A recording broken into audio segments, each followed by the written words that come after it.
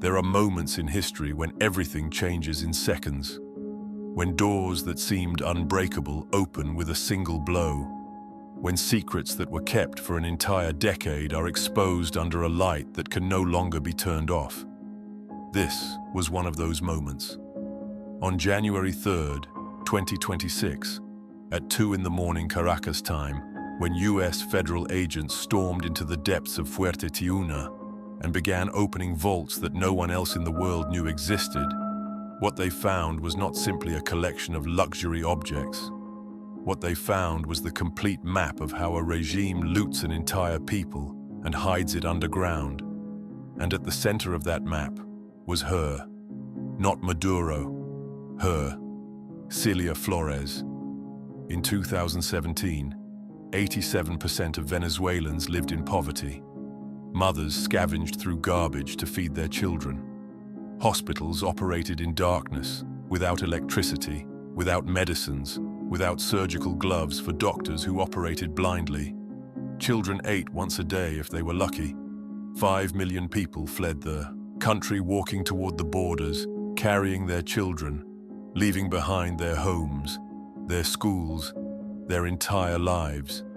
And while that was happening, while Venezuela bled out, while an entire nation crumbled from the foundations, the woman who shared the dictator's bed was building something. Not a hospital, not a school, not a shelter for those fleeing on foot. She was building an empire, a personal empire of luxury that extended from the underground vaults of Caracas to apartments in Madrid, villas in the Caribbean, bank accounts on 5 continents. An empire of $120 million accumulated while her people died of hunger. An empire that Cilia Flores controlled with a precision that investigators, when they finally deciphered the complete network, described as the most elaborate individual looting operation that any First Lady has ever executed in modern history. It wasn't simple corruption. It was engineering. It was a system designed, built, and operated for more than a decade to extract money from the Venezuelan state's coffers and convert it into a fortune that no court could detect, no auditor could trace, and no journalist could prove, until January 3rd, 2026, when everything was uncovered.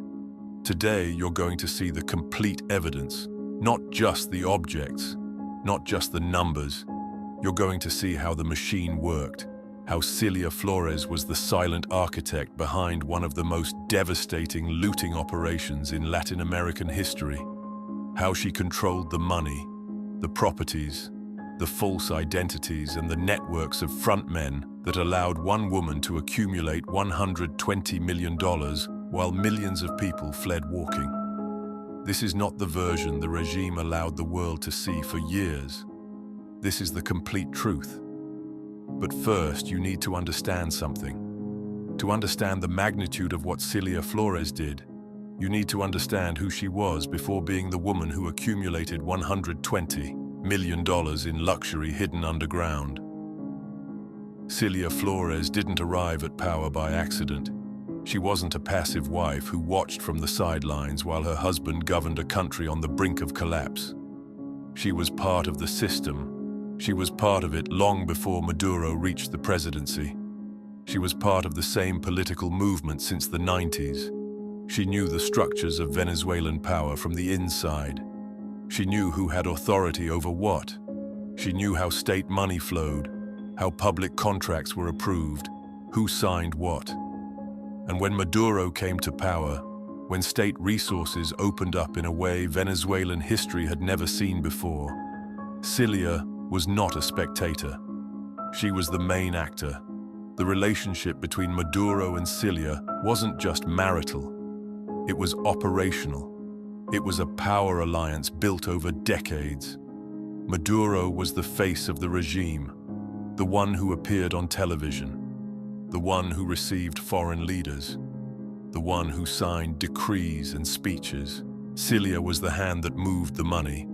While Maduro controlled the state from above, with his generals, his ministers, and his speeches, Cilia controlled what really matters in any regime: the resources, the contracts, The companies, the channels through which money left the country and disappeared into accounts that didn't appear in any official record. US investigators, when they finally reconstructed the complete structure of the looting, described Cilia as the most dangerous person in the regime. Not Maduro. Cilia, because Maduro was predictable, just another dictator who accumulated because he could, who stole because no one stopped him. Cilia was different. She was calculated. She was methodical. She was the mind that designed the financial architecture of the looting and kept it functioning for more than a decade without anyone discovering it. Maduro's money was in a bunker. Cilia's money was on 5 continents. And that difference, that ability to disperse, hide and protect a fortune on a global scale, is what makes Cilia Flores' story different from any other corruption story this country has seen. I'm going to reveal 5 revelations that the regime tried to bury for more than a decade. First, the vaults and what was inside, not just luxury objects, the physical point of origin of the looting, the machine that stored what was stolen from the Venezuelan people for years. Second, the network of international properties, the apartments, the villas, the real estate assets registered under false names in 5 countries, the escape infrastructure that Cilia built for years while the country emptied out person by person. Third, the bank accounts and the network of front men, the money that left Venezuela and disappeared into banks in Switzerland, Panama, the British Virgin Islands and beyond. How the system worked, who helped her, how much they really stole. Fourth, the hidden life, the obscene expenses, the trips, the treatments, the dinners, the lifestyle that no official salary could explain, and that investigators documented invoice by invoice, receipt by receipt, year after year. And fifth, what no one saw coming. The escape plans, the false passports, the fall, the capture, and the justice that finally arrived when it was too late to flee. If you leave before the end, you'll miss the 5th one. And the 5th one is what explains exactly how Cilia Flores thought she could escape from all this, and why she couldn't. Subscribe if you want to know how personal empires of luxury are built while entire nations empty out, because this story has leaked photographs of the opened vaults, has testimonies from domestic employees who kept silent for years, has purchase documents that reveal individual expenses exceeding the annual budget of entire hospitals, has Cilia's personal notebook with her own expense notations, and has something Cilia Flores never imagined the world would see. The complete truth of how she built an empire while her people died. Let's begin. First revelation. The vaults. When federal agents descended the 4 underground levels of Fuerte Tiuna that early morning of January 3rd, they had clear orders. Document everything. They had high-resolution cameras, appraisal specialists, experts in luxury item identification. They had seen drug traffickers' mansions filled with gold. They had catalogued criminal organization loot. They had operated in the most extreme scenarios that organized crime can produce in decades of experience. Nothing in that experience prepared them for what they found when the doors to Cilia Flores' personal vaults finally opened. The first vault was 3 levels underground. Reinforced steel door with biometric opening system that only recognized Cilia Flores' fingerprints. Only hers. In a regime that controlled absolutely everything within its borders, only one person on the planet had the physical ability to open that door. When technicians forced it open with specialized equipment and the automatic lights came on, what appeared before the investigators' eyes was not a storage room. It was a museum. A personal museum built exclusively to display what Cilia had accumulated for more than a decade. Cherry wood lining the walls from floor to ceiling. Bulletproof glass display cases with LED lighting designed by specialists to highlight each piece as if it were in the Louvre or Tiffany's in New York. Controlled temperature, perfect humidity, an artificial environment of absolute luxury that existed only so the objects would shine in the most impressive way possible. And inside those display cases was the most obscene jewelry collection a federal investigator has ever seen in their entire professional career. Not ordinary jewelry, not jewelry from a wealthy woman with good taste. Unique pieces created by the planet's most exclusive jewelers. Necklaces that only exist in auction houses where millionaires compete for objects most of humanity will never see. Bracelets that international collectors wait years to get. Rings whose individual value exceeds the annual budget of hundreds of Venezuelan hospitals. A collection that appraisers catalogued for hours, piece by piece. Certificate of authenticity by certificate, purchase invoice by invoice. The investigators began documenting diamond necklaces from the world's most exclusive houses, sapphires that only exist in limited quantity on the planet, pearls ordered 3 years before they arrived, unique pieces that required selecting thousands of pearls to find ones that met the impossible standards Cilia demanded, rings that belonged to European aristocrats and were acquired at London and Geneva auctions through anonymous buyers with instructions to acquire them regardless of price. Every necklace, every bracelet, every ring, every earring, every brooch, every piece a story, every piece a bank transfer, every piece money that left the Venezuelan state's coffers and disappeared onto the fingers of one woman while millions of people didn't have enough to eat. When the appraisers finished with the first vault, the number was in the record. $50 million. $50 million in a single room, in a single vault, buried 3 levels under the Caracas earth, in a personal museum that no one else in the world knew existed. Think about what that means. $50 million buried while above, in the city streets, mothers scavenged for baby formula in garbage containers. 50 million that could have equipped the entire Venezuelan hospital system for years. 50 million that could have fed millions of people for decades. $50 million that Cilia Flores chose to convert into stones that shone under LED light in a room no one else in the world knew about. And the 50 million from the first vault was just the beginning. When investigators opened the second underground room, they discovered a space completely dedicated to designer handbags.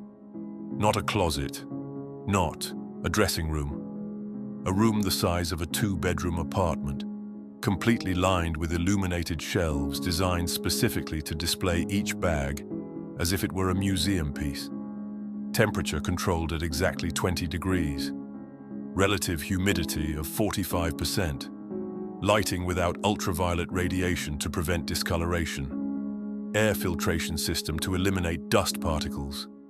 Everything designed and built with a single purpose: to store bags that Cilia would never use the way an object designed to carry things deserves to be used. 238 bags. Brands representing the summit of global luxury. Hermès, Chanel, Louis Vuitton, Dior, Fendi, Valentino. Pieces in exotic skins that never reached commercial stores. Limited editions that international collectors wait years to get. Bags that were created by special order by artisans who took months to complete a single piece. $23 million. $23 million in objects whose only purpose is to transport other luxury objects. The third room contained shoes. 2 complete rooms, actually. Hundreds of pairs organized by brand, by color, by season, by style. Christian Louboutin, Manolo Blahnik, Jimmy Choo, Valentino, Giuseppe Zanotti, Roger Vivier. Floor-to-ceiling shelves that filled every centimeter of available space. Most never worn. Shoes that were bought simply because they existed, because Cilia could buy them. Because accumulating shoes that would never touch the ground was part of the same obsession that led her to accumulate everything else. 417 pairs, $2,800,000 in footwear, while millions of Venezuelan women walked kilometers in broken sandals looking for medicines for their sick children. The fourth room contained clothing. Haute couture dresses from the planet's most important houses. Chanel haute couture, the unique pieces presented on Paris runways. Dior, Valentino, Elie Saab, Marchesa, Oscar de la Renta. Pieces created in Parisian workshops by artisans who worked exclusively for months to complete a single dress. Chanel jackets in the most extreme imaginable colors and variations. Exotic fur coats, Russian mink, chinchilla, Arctic fox, sable, lynx. Coats for cold weather in a tropical country where temperature rarely drops below 20 degrees Celsius, where Venezuelan families didn't have sheets to cover themselves at night. 243 haute couture dresses, 96 Chanel jackets, 43 exotic fur coats, more than 200 pieces of lingerie from brands that create underwear as haute couture, $18 million in fabric, furs and silk. And the fifth room contained personal items, perfumes created exclusively for her by French master perfumers, fragrances that required years of development and the distillation of hundreds of thousands of flowers to extract enough pure oil, diamond-encrusted watches, gold-plated toiletries, the bathroom with custom-made 24-karat gold faucets, a Calcutta marble bathtub carved from a single piece valued at $250,000, and a Japanese toilet with remote control that cost $15,000. The investigators took 3 complete days to document everything in those vaults. 3 complete days, working without breaks, to inventory everything Cilia Flores hid underground for more than a decade, while Venezuela became the largest humanitarian exodus in the Western Hemisphere. The total was devastating. In personal luxury objects alone, the collection exceeded $98 million. $98 million buried underground. $98 million that no one else in the world knew existed. Until that day. But the objects, as impressive as the numbers are only part of the story. And it's not the most important part. The most important part is how they obtained them. Because Cilia Flores had no savings, no family inheritance, no successful business career, no legitimate source of income that could explain, in a court, before an auditor, before anyone who asked the question, the existence of $120 million. What she had was access. Access to Venezuelan state money. Access to the mechanisms that controlled how money entered and left the country. Access that Maduro gave her, not simply as a spouse, but as a partner, as an accomplice, as part of the same machine. And Cilia Flores, unlike Maduro, who accumulated in a bunker like a dragon hoarding gold without strategy, was more sophisticated, more calculated, more invisible. Maduro was the face, Cilia was the mind that decided how to move the money, the mind that built the network of phantom companies, the front men, the laundering routes that allowed money stolen from the Venezuelan people to be transformed into properties in Madrid, villas in the Caribbean, bank accounts on 5 continents. The mind that decided not just to steal, but to steal in a way that no one could trace for an entire decade. And for more than a decade, that mind functioned with absolute precision. Second revelation, the properties. When US prosecutors began tracing Cilia Flores's bank transfers after the capture, what they found was a network of real estate distributed in 5 countries. Properties bought with money that left the Venezuelan state's coffers and registered in the names of phantom companies, nephews, lawyers, regime officials who acted as screens. layers upon layers of fictitious identities designed to make it impossible to link a single square meter of property to Cilia or Maduro. It wasn't improvisation. It was planning. It was a parallel real estate system built over years to create a network of hidden assets that no individual government could freeze in one stroke. A network that at the same time functioned as an escape plan. The first property that caught investigators' attention was an apartment in Madrid.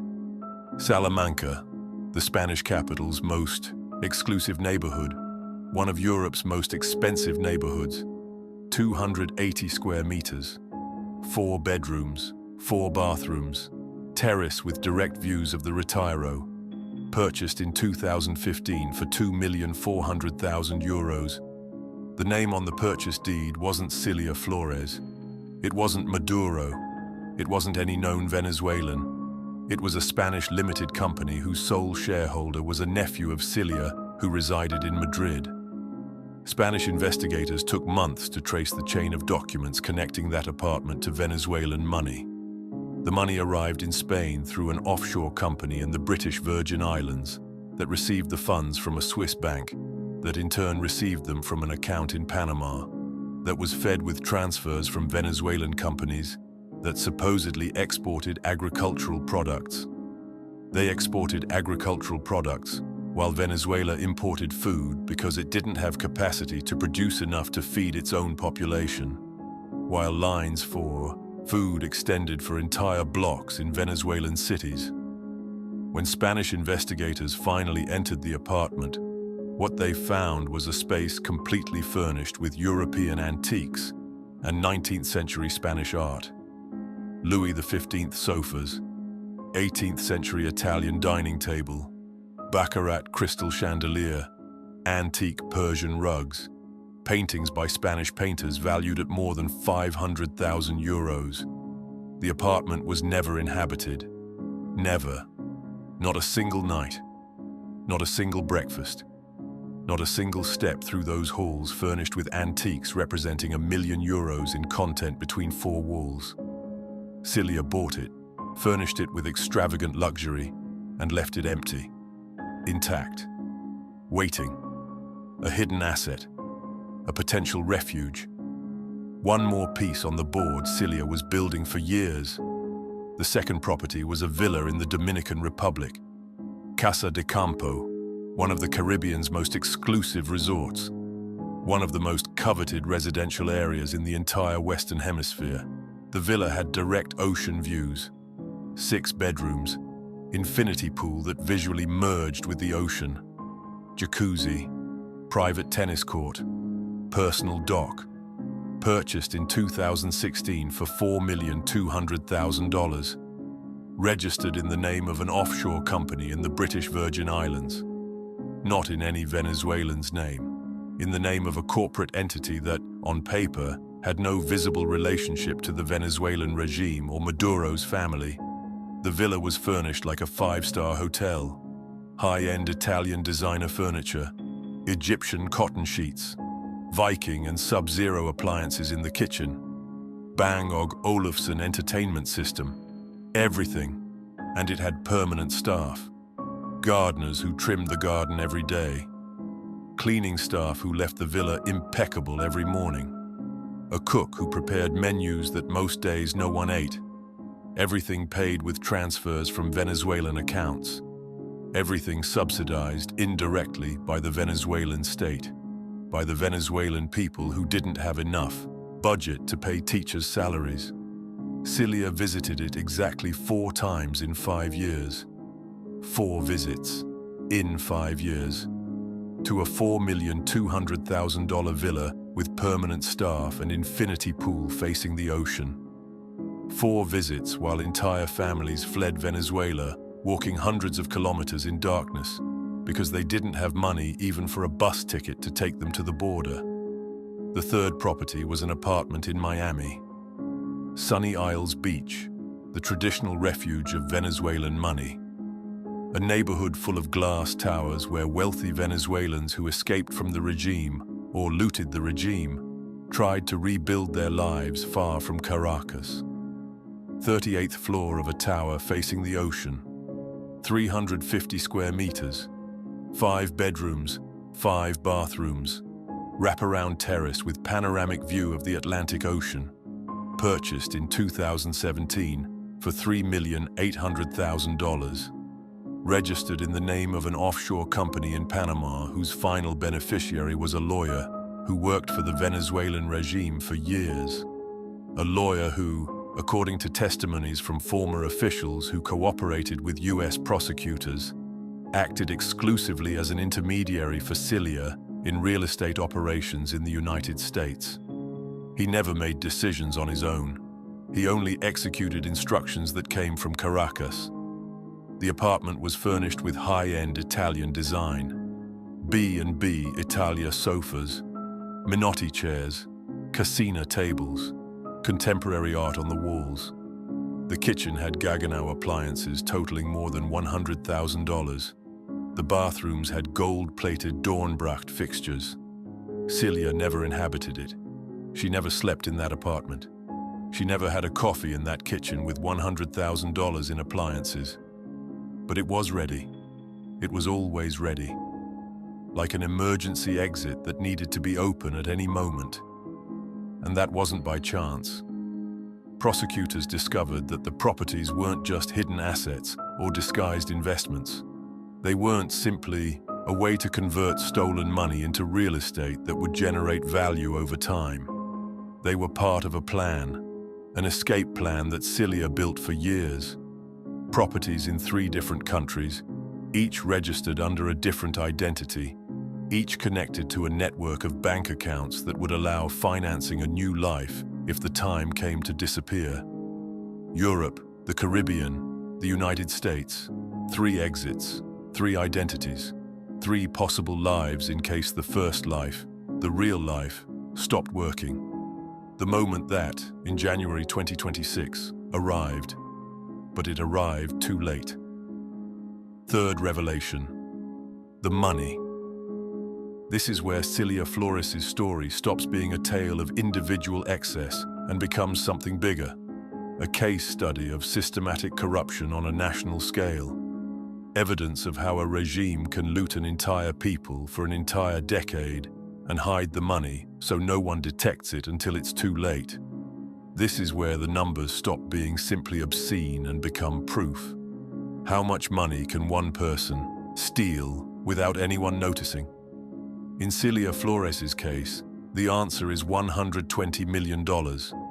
Cilia Flores didn't earn money. Her official income was zero. She was the president's wife. She had no public office. She had no company registered in her name. She had no visible source of income that could explain, in a court, before an auditor, before any rational person who asked the question, the existence of $120 million. And yet, $120 million flowed through her hands between 2014 and 2024. 120 million. 12 million per year. 1 million each month. Almost $40,000 every day. While the Venezuelan minimum wage fell to less than $5 a month, the question isn't how much she stole. The numbers say it. The question is how she achieved it without anyone detecting her for a complete decade. The answer has a name. It has a structure. And it has accomplices. The first mechanism was the most brutal in its scale. The CADIVI system, Venezuelan currency control, was officially a mechanism designed for Venezuelan businessmen to buy dollars at official price to import products necessary for the country. Food, medicines, industrial raw materials. In practice, CADIVI was the most efficient theft machine Venezuela has ever known in all its history. It worked like this. A businessman aligned with the regime requested dollars from the government to import, for example, food. The government approved the request at subsidized price. The businessman received the dollars. The imports, in many cases, never arrived. The food wasn't produced. The dollars disappeared to accounts abroad, and the Venezuelan state lost billions. Cilia didn't operate this system directly. She didn't need to. It was too visible, too traceable.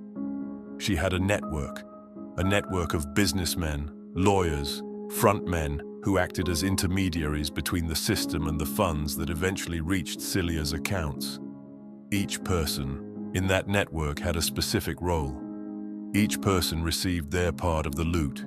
Each person knew enough to be useful, but not enough to be a real risk if something went wrong. A former Venezuelan central bank official who decided to cooperate with US prosecutors revealed something chilling.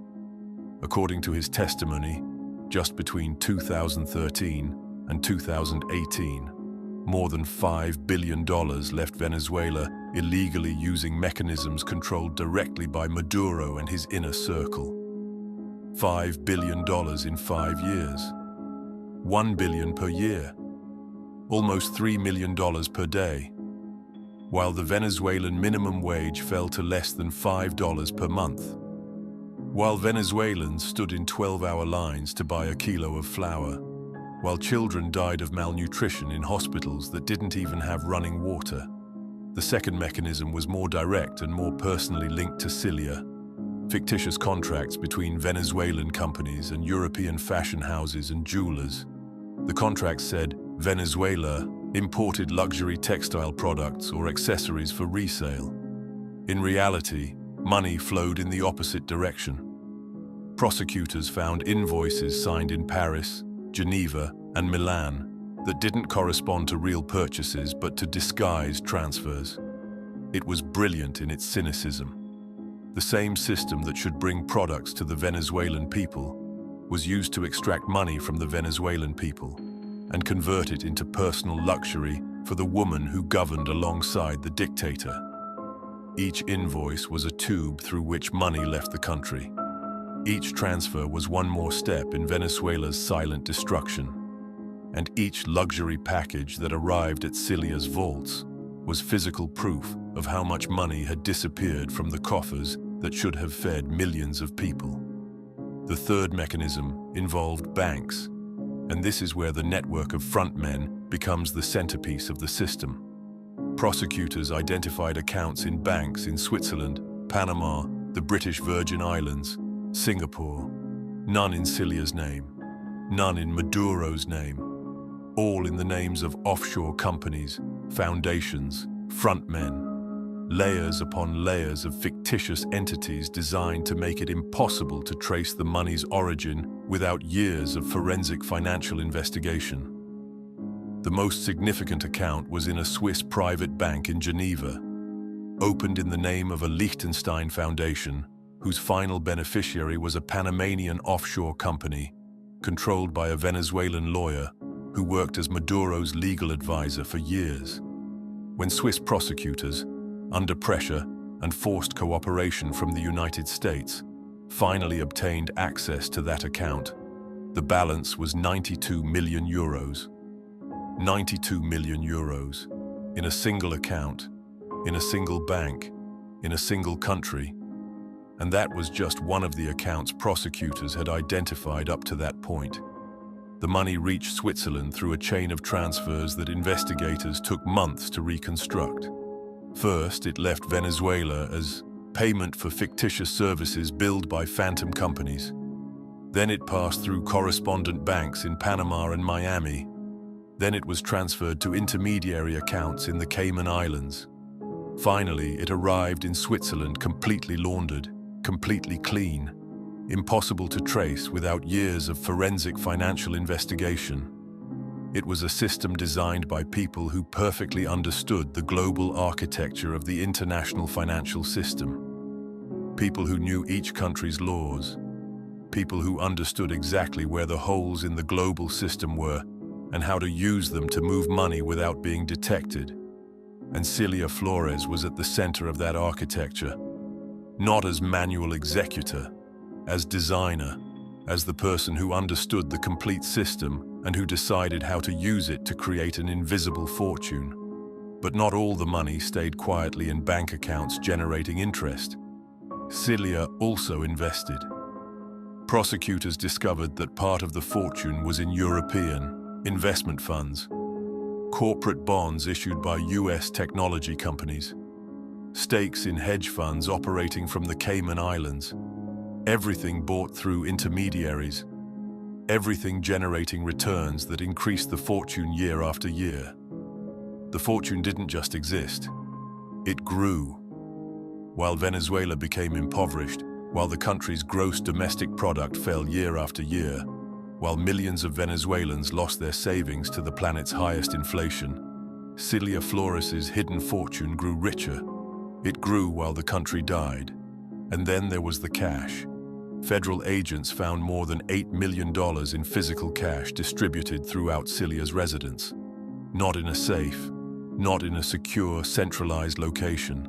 Dispersed, hidden in absurd places throughout the property. $100 bills inside toothpaste tubes, euros inside face cream jars, Swiss francs inside shampoo bottles, British pounds inside tampon boxes, $8 million in physical bills hidden in bathrooms, dressing rooms, bedrooms, kitchens. As if Cilia didn't even trust her own underground vaults. As if she needed to have money literally within arm's reach in every room, in every corner. As if she feared that someday someone would arrive and everything would disappear in one stroke. As, in the end, actually happened. The total that prosecutors were able to trace up to that date totaled more than $120 million in expenses, transfers, properties, and assets linked to Cilia Flores between 2014 and 2024.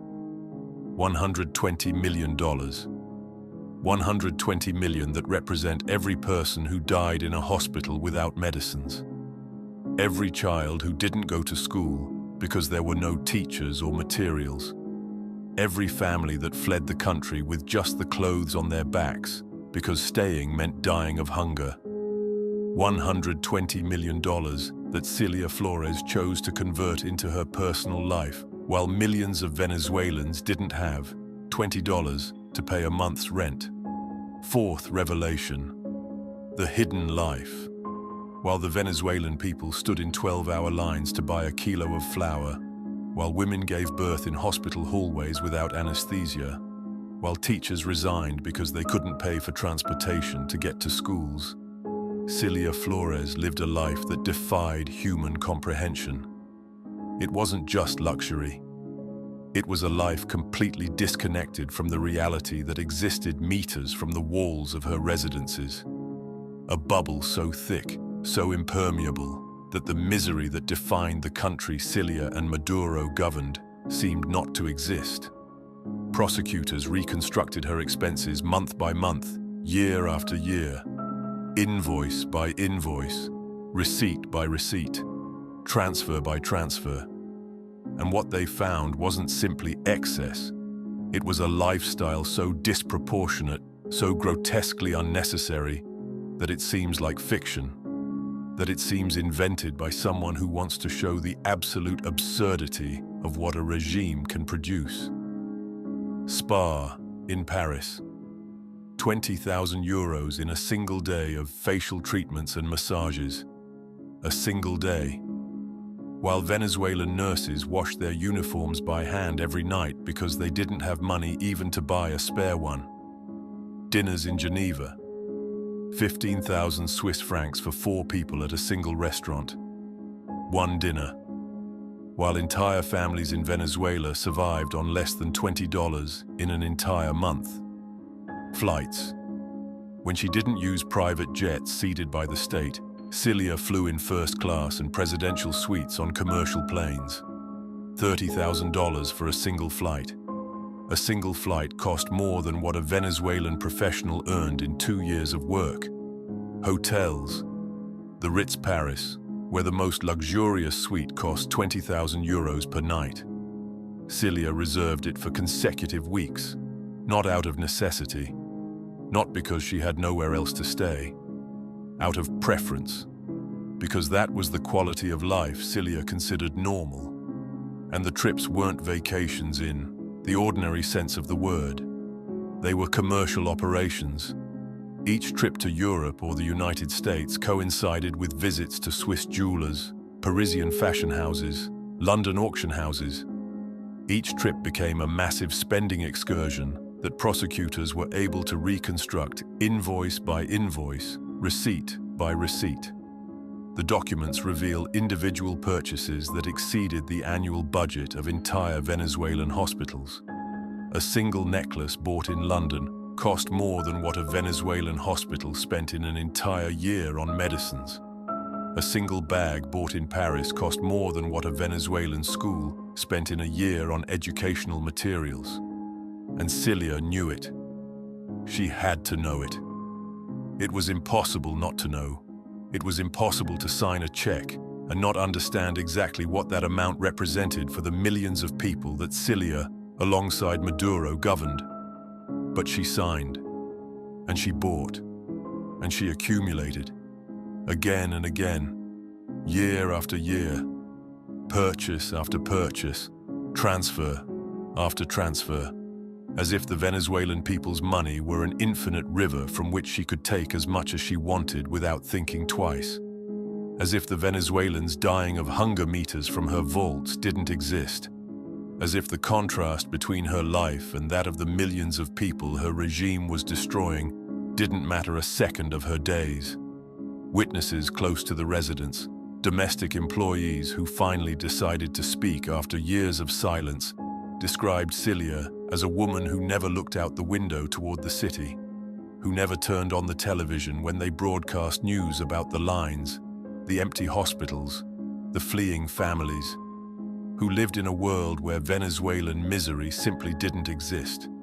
The same employees who described Cilia lived the other reality. Those who worked in the residences, who washed the haute couture dresses, who organized the bags on their illuminated shelves, who kept the gold faucets clean and shiny, earned salaries that didn't allow them to feed their families. Some of them, according to their testimonies, arrived at the residence after standing in hours-long lines to get food for their children. They arrived to care for one woman's luxuries, while in their own homes they didn't have enough for the next day's breakfast. And none spoke for more than a decade, because the fear was real. The regime kept it real. And Cilia, according to testimonies, reminded them subtly but unequivocally, not with explicit threats, with silences, with looks, with the implicit certainty that everyone knew very well what happened to those who spoke, a world she herself had built, layer by layer, purchase by purchase, vault by vault, an artificial world of absolute luxury that Cilia built underground, literally underground, while the real world above her feet crumbled. And that world lasted more than a decade, until the doors opened. Fifth revelation. The fall. On January 3rd, 2026, when Delta Force soldiers stormed Fuerte Tiuna and handcuffed her alongside Maduro, federal agents also found something no one on the investigation team expected. False passports, not just Cilia's, the entire family's. Venezuelan passports with names that weren't their real names.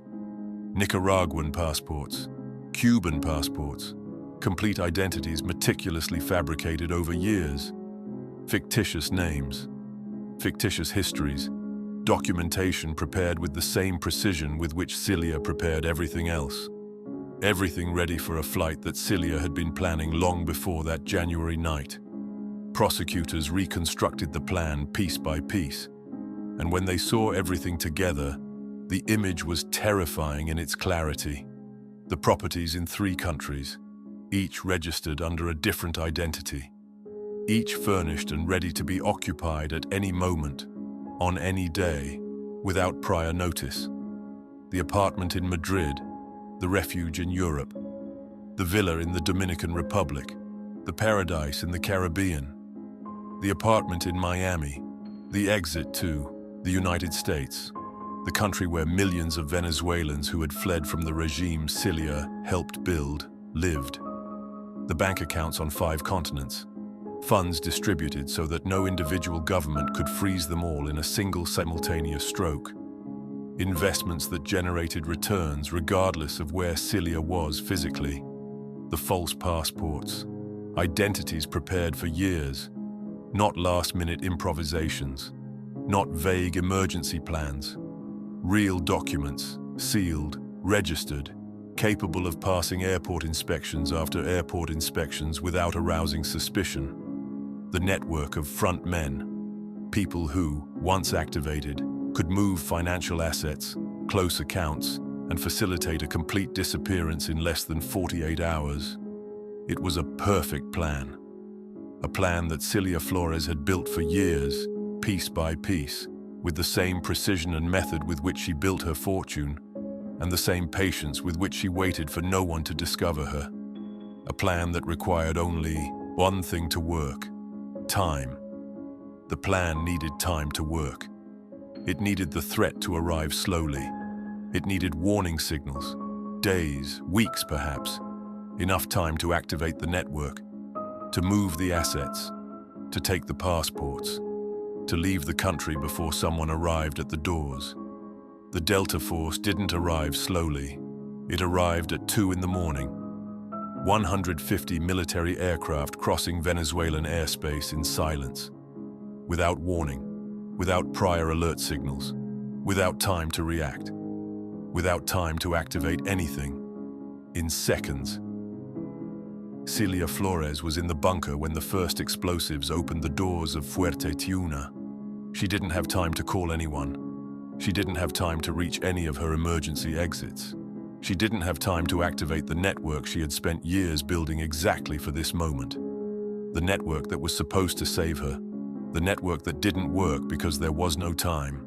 They handcuffed them in seconds, and the false passports remained, where she had them, in a safe inside the bunker that agents opened 15 minutes after the capture. The fictitious names, the carefully fabricated identities over years, the escape plan that failed in the only thing Cilia couldn't control, the exact moment when the end arrived. With the passports, prosecutors found something else, a notebook, a personal notebook where Cilia noted her luxury expenses in her own handwriting. Page after page, purchases recorded with date, place, and amount, invoices noted in her own writing. Hermès Paris, 60,000 euros. Cartier Geneva, 120,000 Swiss francs. Van Cleef Milan, 200,000 euros. As if she kept a shopping diary, as if it gave her pleasure to document the magnitude of what she spent with money that wasn't hers, as if she wanted to remember it, as if she wanted someday someone to find it and understand exactly how much Cilia Flores' life was worth to Cilia Flores. That notebook is now in the hands of US prosecutors. Every page is evidence. Every notation is a transfer that can be traced. Every purchase is a thread connecting to the financial network Cilia built for a decade. A notebook Cilia thought no one would see. A notebook the whole world is now going to see. And now it's all over. All the vaults are open. All the objects are confiscated as evidence. All the apartments are frozen by court order in 3 countries. All the bank accounts are blocked by order of the US Treasury Department. All the documents, all the testimonies, all the transfers are in prosecutors' hands. 50 million in jewelry buried underground. 23 million in bags stored in temperature-controlled rooms. 18 million in dresses that in many cases never left their covers. 92 million euros in a frozen Swiss bank account. Properties in Madrid, in the Dominican Republic, in Miami, all frozen as evidence assets of a crime. A dismantled network of front men. A complete documented escape plan. An expense notebook written in Cilia's own hand. Everything confiscated. Everything documented. Everything exposed to the entire world for the first time. Cilia Flores wakes up every morning in a 6-square-meter cell in Brooklyn. She sleeps on a thin mattress on a steel base. She eats on plastic trays. She wears an orange prison uniform. She has no jewelry, no bags, no designer shoes, no false passports, No bank accounts on 5 continents. No properties in 3 countries. No network of frontmen she spent years building for exactly this moment. She has nothing. The injuries in her ribs still hurt. The bandages on her forehead are still there, weeks after the capture. The physical pain from that night remains present in every movement, but that physical pain is nothing compared to the other thing, compared to waking up every morning and knowing the plan failed, knowing the passports are being studied by prosecutors who are going to judge her, knowing the expense notebook, written in her own hand, is being read by US courts as evidence of the crime she committed, knowing 92 million euros in Switzerland are frozen forever, knowing the apartments she never inhabited are being catalogued as proof of money laundering, knowing the museum she built underground, the personal museum no one else in the world knew about, is now property of the US government. Cilia Flores, the woman who built an empire of $120 million while millions of people fled her country walking, now has exactly the same as the 7 million Venezuelans who fled. Nothing, absolutely nothing, except they fled with dignity, with hope, with the desire to rebuild their lives from scratch elsewhere, with the certainty that although they lost everything, they didn't lose the most important thing. Cilia fled from dignity decades ago, and now she only has time. Lots of time in a 6-square-meter cell to remember. Remember the museum no one else knew about, 3 levels underground. Remember the apartment in Madrid she never inhabited. Remember the villa in the Caribbean she visited 4 times in 5 years. Remember the apartment in Miami that was ready but where she never arrived. Remember the false passports that remained in the safe. Remember the expense notebook she thought no one would see. Remember she had all the money in the world, all the power, all the infrastructure to disappear and start over elsewhere on the planet. Everything meticulously planned for years. And it wasn't enough. In the only thing that mattered in the end, in time, Cilia Flores had no control. On March 17th, 2026 begins the judicial process that will determine if Cilia Flores spends the rest of her life in prison. Prosecutors have the evidence. They have photographs of the opened vaults. They have complete inventories of the $98 million in confiscated objects. They have bank transfers traced invoice by invoice for a decade. They have testimonies from employees who kept silent for years and now speak. They have the notebook with her own expense notations. They have the false passports. They have the complete network of frontmen documented. They have everything. And the world, for the first time in history, is going to see the complete magnitude of what Cilia Flores did while her people died. This is the story of Cilia Flores's hidden fortune, not the story of a woman who bought too many luxury objects. It's the story of a mind that designed a system to rob an entire people for a decade. The story of an architect of corruption who built a fortune of $120 million while millions of people fled walking in darkness. The story of a perfect escape plan that failed in the only element she couldn't control. The fortune that is now confiscated, documented and exposed to the entire world.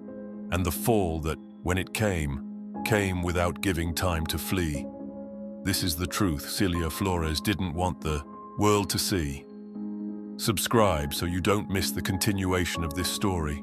On March 17th, there's a key hearing in Brooklyn, and when that happens, you're going to want to know what it meant, because this is just beginning. The evidence will be presented before the courts. The employees' testimonies will be heard for the first time in public. The network of frontmen will be exposed name by name, and the world will know the complete magnitude of the system Cilia Flores built for more than a decade to rob an entire people. Meanwhile, she wakes up every morning in Brooklyn, in a cell, without gold, without jewelry, without bags, without designer shoes, without false passports, without the network that was supposed to save her, completely alone with the certainty she'll never live as she lived again. And perhaps, just perhaps, that's the most perfect justice of all.